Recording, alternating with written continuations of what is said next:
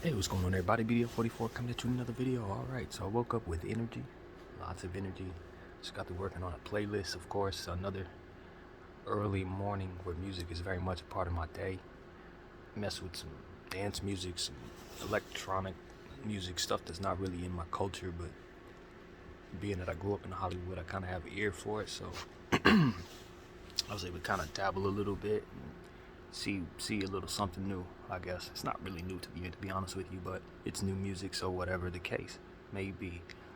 Um, just sitting here, I watched Drake's new video too, Jumbotron. It was kind of dope, nice visuals, real classy stuff. You know what I'm saying? Selling the lifestyle, and it's just one of those situations where I'm sitting there and I'm enjoying the lifestyle, and I'm thinking about how it's a dope feeling to be in that space. I'd imagine. Obviously, I can't relate to it, but you know what I mean? To have a lot of things and have a lot of fun, and to everybody's around you enjoying themselves, and it's lavish and it's a lot of art, it's a lot of colors. But you know what bothers me? The only thing that bothers me, and this ain't got nothing to do with Drake at all, it's just the energy. Like if I were in that space, I think a part of me, if I were thinking the way I think right now, would be miserable, only because there would be a part of me that understands that in order for all of this to be lavish, the other side of it, somewhere else, has to be just riddled in nothingness. You understand what I'm saying? Like, there has to be people in absolute squalor in order for him to enjoy that type of lavish lifestyle. Like, I think about, like, Dubai, for example. All the most lavish stuff that's going on in Dubai. They building $1 trillion building in Dubai. $1 trillion.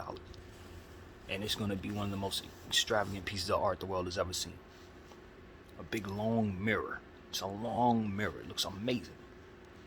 But then I think about what it takes to fund that beautiful piece of art, and I realize just probably down the street there's like extreme poverty, and everything surrounding it is extreme poverty. So what ends up coming to my mind is the dream that I had last night, and that was the war-torn aspect of where I was at in my mind in the dream. We were going through just streets. It looked like it was just war-torn, man. And I realized these are people's reality in my soft little world where I'm able to speak the English language and enjoy my music 5 in the morning. It's some 10-year-old kids trying to get to school in those same real conditions. And as I think about that, I realize that our priorities on this earth are just so indifferent to the sufferings of others that we can enjoy ourselves or aspire to be where Drake is, where we're a 1%er and everybody else around us is in squalor. But what ends up killing me is the understanding that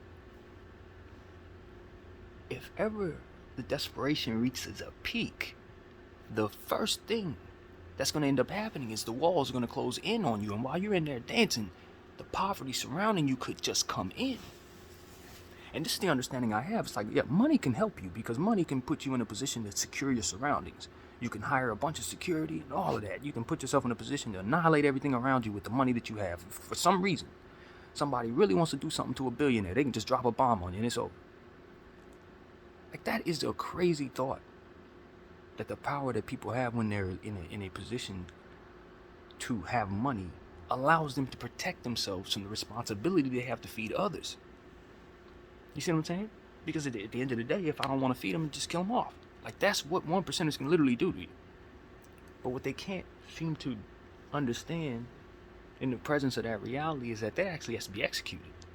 So you can say you would do that, but when it actually happens, will you be able to? Will that actually be the reality? All I'm saying is, the thing that the Lord has put in my heart is to try to undo the mindset of indifference just within myself. So that when I aspire for lavish things, when I think about myself sitting in a beautiful car, like the most expensive car, I always have this thought in my head of it being run down and decrepit and looking haunted, riddled with bullets, or just the worst of aspects of it, sitting at the bottom of a sewage. I've seen Lamborghinis. You know what I mean? We've all seen pictures of this. This is nothing that you haven't seen, but just run down stuff. Malls that have been run down, long swamped out and forgotten. And it's just the eerie nature of understanding that the world has taken back what has been put on top of it, so to speak, like the concrete that we put down. If we abandon it, Vegetation is going to surround it. The earth is going to submerge it. It's going to eat it.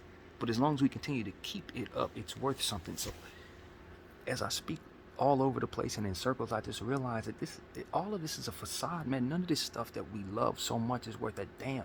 The happiness that you find in them circumstances is what you're really searching for. And if it takes so much expensive stuff to make you that happy, then your happiness isn't really something that you can manifest without it, obviously, and it's not organic, so to speak. Others have to suffer in order to have it. It's not true happiness. The true happiness that I believe exists is when everybody of all walks of life can experience that same happiness and have those same types of art in their midst, no matter what. Because the price tag on art is just simply what it is. If I decide that my art, what I've created, is worth $1 billion, if somebody else agrees, they pay for it, that's it. That's it, that's the story. And if I decide it's worth a penny, just the same. So as we put so much emphasis on how much work is being put into things and how much money is being invested in things, $1 trillion building. It's $1 trillion building. Can it depreciate in price? Can it appreciate in price? Can be destroyed? It can be built 1,000,000 times over? I think the point I'm trying to make is none of it really matters at all, because it's settled in a world where many are forced to have none and few are forced to have all, when it has to be that way. If everybody is educated and everybody is fed, everybody can create, and thus the art can be plentiful. We can make 10 times more buildings like that if we educate enough people and feed enough people to have that type of creativity to do so.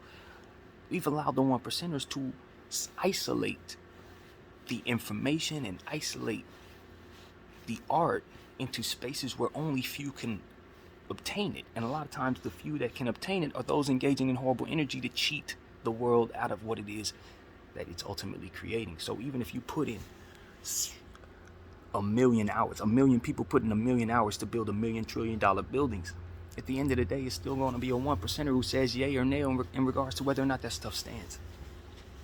And then it's going to be ultimately God that determines whether or not it gets run down, vegetation grows over it, and eventually it's destroyed. None of it means anything, man. It's just the people. I found myself happy in this apartment with nothing but my music in my ear. Nothing else. Happiness, real joy, because I'm doing what I love to do in a time where I'm alive to do it.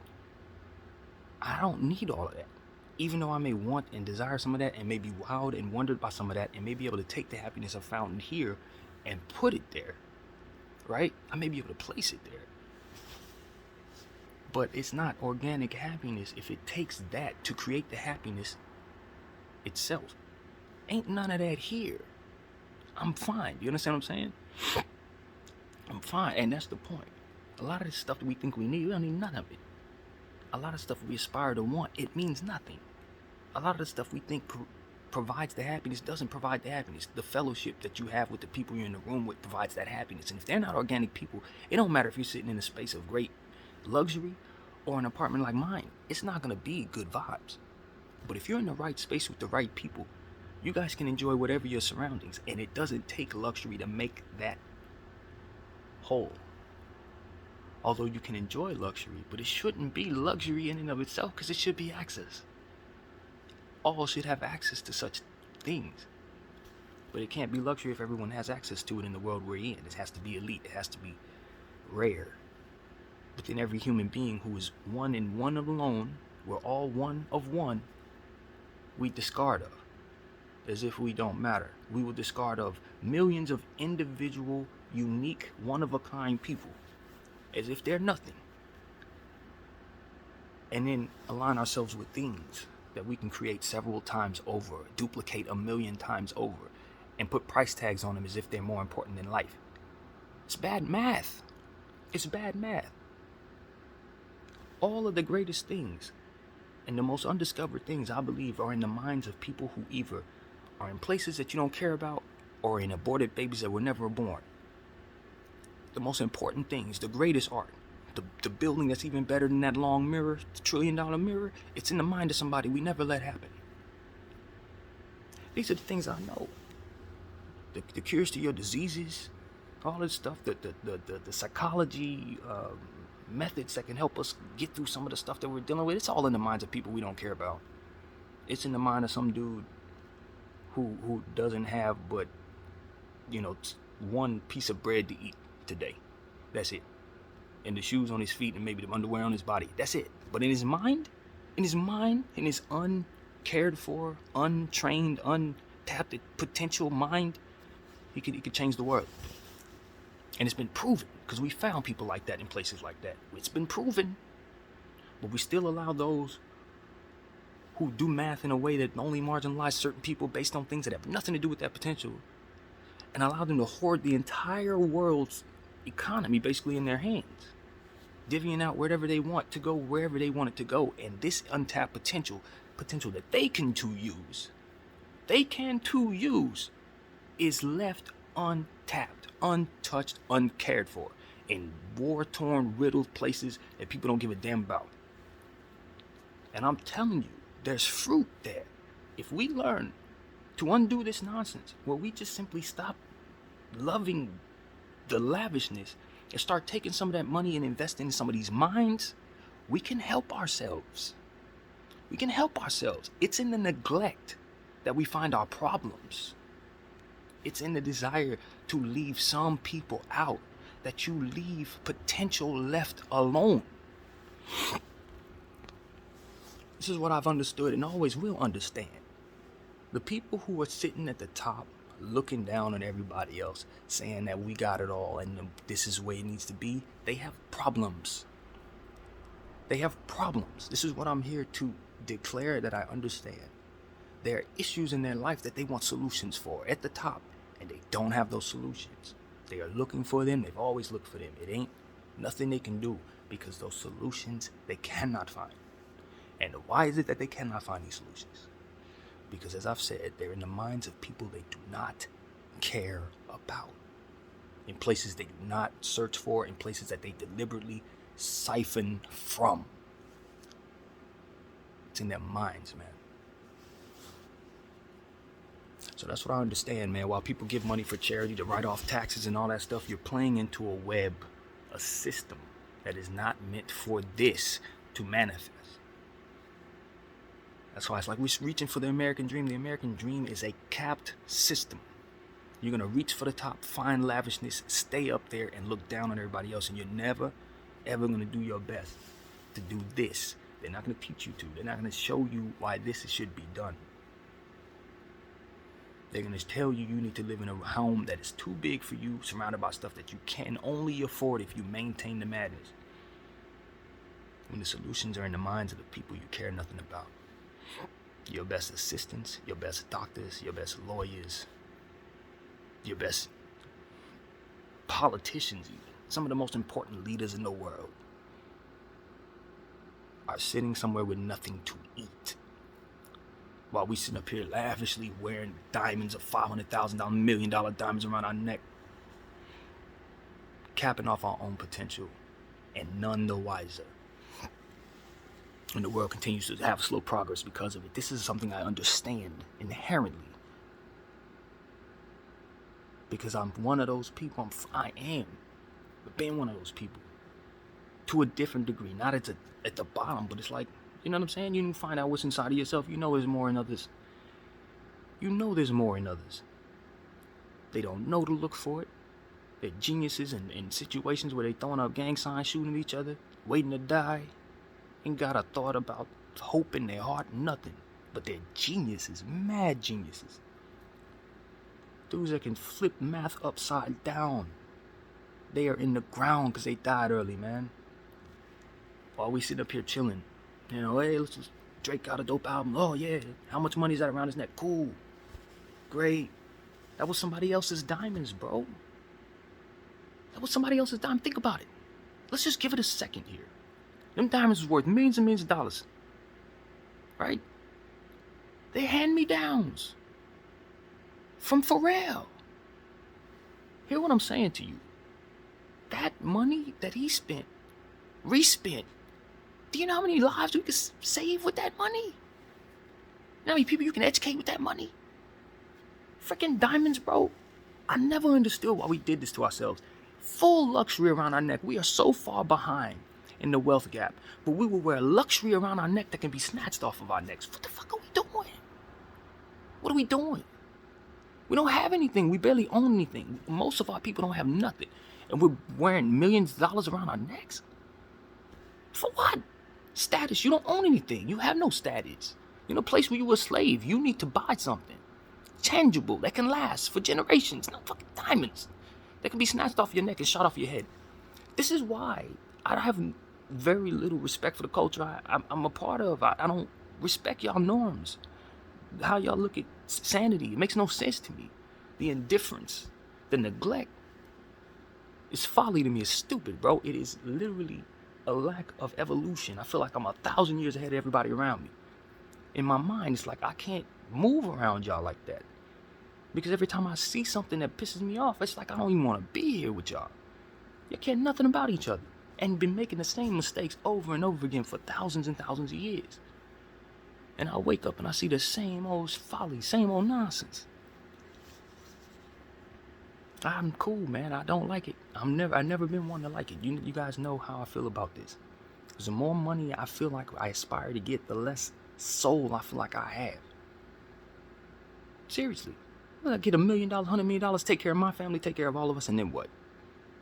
Worry for the rest of my life of the world closing in on me because I have more than them. And what can I do? What can I do?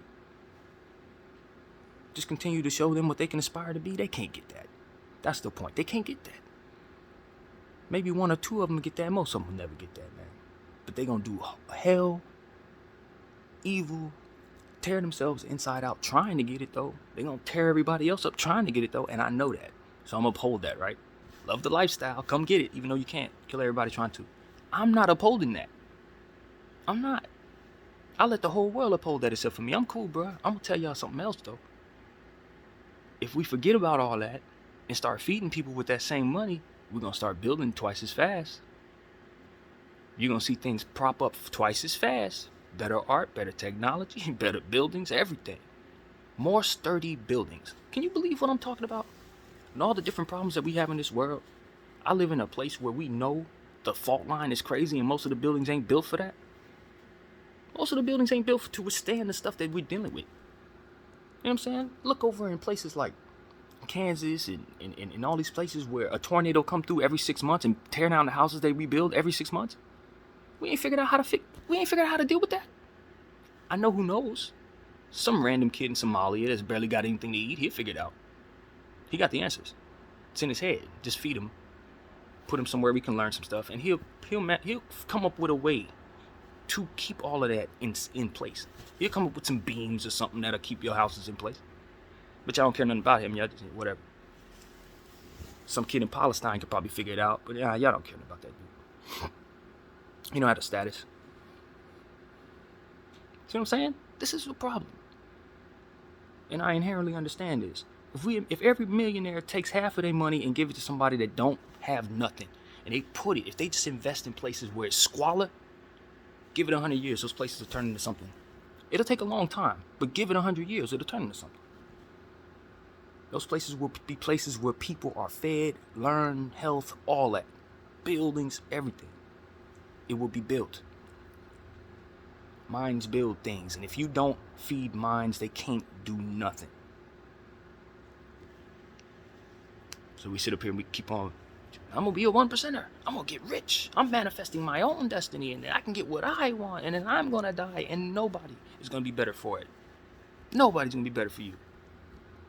You walked, you lived, you loved, you died. You did nothing to save us from ourselves. You did nothing to undo the nonsense that was here in place before you. You just related right on to the next generation. I will not. You're going to get something different from this mind. I promise you that. My name is BDF 44. I thank you for watching. I'm out.